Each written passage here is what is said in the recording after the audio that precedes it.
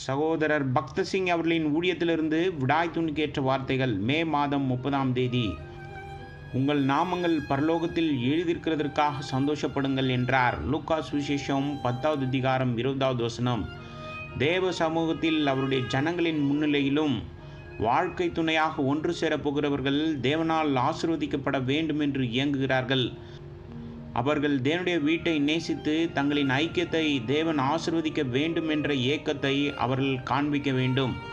அவர்கள் எதை செய்தாலும் அல்லது வைத்திருந்தாலும் அது அவர்களின் வாழ்க்கையில் உண்மையான மகிழ்ச்சியை கொண்டு வராது. ஆனால் தேவன் தனது சொந்த தெய்வீக பிரமாணங்களை கொண்டு அவர்களை ஆசீர்வதிக்கும் முன் அவைகள் நிறைவேற்றப்பட வேண்டும் என்று அவர் விரும்புகிறார். அவர் ஆசீர்வாதத்தின் தேவன். மேலும் அவர் சொல்வது போல் நம்மை ஆசீர்வதிக்க விரும்புகிறார். எபிரேயருக்கு நிருபம் 6வது அதிகாரம் 14வது வசனம். நிச்சயமாக நான் உன்னை ஆசீர்வதிக்கவே ஆசீர்வதித்து உன்னை பெருகவே பெருக பண்ணுவேன் என்றார். அதாவது தேவனை பொறுத்தவரையில் அவர் நம்மை நித்தியம் முழுவதும் ஆசீர்வதிக்க ஆயத்தமாக இருக்கிறார். ஒவ்வொரு நாளும், ஒவ்வொரு மாதமும், ஒவ்வொரு ஆண்டும், யுகங்கள் முழுவதும் அவர் ஆசீர்வாதத்துடன் ஆசீர்வாதத்தை சேர்த்து கொண்டே இருக்கிறார் என்பதுதான் இதன் பொருள். இதற்கு முடிவே இல்லை. என்னே ஒரு வாக்குத்தத்தம் மற்றும் என்னே ஒரு ஆசீர்வாதம். மேலும் இந்த ஆசீர்வாதம் தேவனை நோக்கி பார்க்கும் அனைவருக்கும் பொருந்தும். தேவன் மனிதனின் நிலைகளை கொண்டு பாரபட்சம் பார்ப்பவர் அல்ல.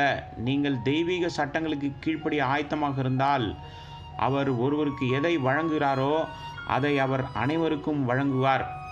அவர் எதை கொடுத்தாலும் அது நித்தியத்திற்கும் மிகுதியாக கொடுக்கிறார். யோவான் சுவிசேஷம் 16வது அதிகாரம் 24வது வசனத்தில், கேளுங்கள் உங்கள் சந்தோஷம் நிறைவாயிருக்கும்படி என்று நாம் வாசிக்கிறபடி அவர் நமக்கு எல்லாவற்றையும் முழுமையாகவும் நிறைவாகவும் கொடுக்க விரும்புகிறார். 3 வருடங்கள் அவருடன் இருந்த சீஷரிடம் இந்த வார்த்தைகள் பேசப்பட்டது. அந்த ஆண்டுகளில் நம்முடைய கர்த்தராகிய இயேசு கிறிஸ்து செய்த பல அற்புதங்களை அவர்கள் கண்டார்கள். அவர் அற்புதங்களை செய்தபோது அவருடன் இருக்கும் பாக்கியத்தையும் பெற்றிருந்தார்கள். சீஷரிலும் அற்புதங்களை செய்துவிட்டு, உமது நாமத்தினாலே பிசாசுகளும் எங்களுக்கு கீழ்ப்படுகிறது என்று கர்த்தரிடம் சொல்லி மகிழ்ச்சியுடன் திரும்பி வந்தார்கள். ஆனால் கர்த்தருக்கு தெரியும், அந்த காரியங்கள் எதுவும் அவருடைய சந்தோஷத்தை நிறைவாக்க முடியாது. அவர்கள் செய்த அற்புதங்களில் அவர்கள் பெருமை கொள்வதை அவர் விரும்பவில்லை. எனவே அவர் சொன்னார், ஆகிலும் ஆவிகள் உங்களுக்கு கீழ்ப்படுகிறதற்காக நீங்கள் சந்தோஷப்படாமல் உங்கள் நாமங்கள் பரலோகத்தில் எழுதியிருக்கிறதற்காக சந்தோஷப்படுங்கள் என்றார். லூக்கா சுவிசேஷம் 10வது அதிகாரம் 20வது வசனம்.